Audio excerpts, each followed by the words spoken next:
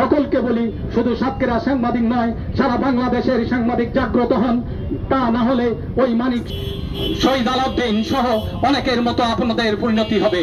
তাই আবারও বলছি যে আপনারা এখন, তা না হলে সন্ত্রাসীরা এই বিভিন্নভাবে বিভিন্ন দলের ছত্র ছায়ায় আমাদের উপরে যে নির্যাতন, তার সাথে নিজের মাথা উঁচু করে কথা বলার সাথে আপনারা এখন জাগ্রত হন।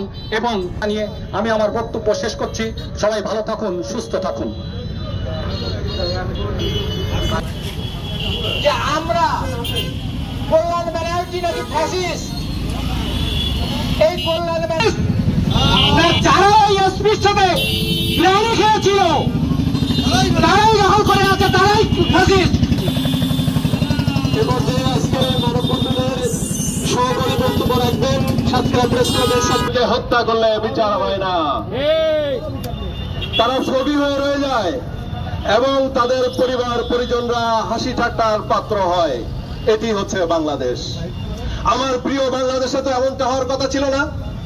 এই ইমরানরা বা সবাই মিলে, ছাত্র জনতা মিলে যখন জুলাই অভ্যুত্থানের মাধ্যমে একটি গণতান্ত্রিক বাংলাদেশের প্রত্যাশায় সমগ্র জাতি, সে সময় আমরা কি দেখছি, বিগত 1 বছরে 500-রও বেশি সাংবাদিক নির্যাতিত হয়েছে।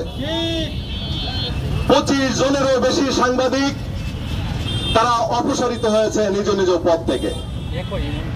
তাহলে যে কণ্ঠরোধ বিগত ফ্যাসিস্ট সরকারের আমলে হয়েছিল, আমরা তো এখন দেখতে পাচ্ছি তার যে শতগুণে গলা চেপে ধরা হচ্ছে সারা বাংলাদেশের সাংবাদিকদের।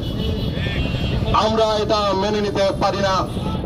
আমরা এদেশের নাগরিক, আমরা এদেশের আইন কানুন মেনে, নীতি নৈতিকতা মেনে সাংবাদিকতা করি। সুতরাং পরিষ্কার বার্তা দিতে চাই, সেটি হলো এই যে আমি তো মনে করি সমস্ত দায় প্রথমত সরকারের। এই যে সাংবাদিক নির্যাতন হচ্ছে, সাংবাদিকদেরকে হত্যা করা হচ্ছে, এর দায় হচ্ছে সরকারের।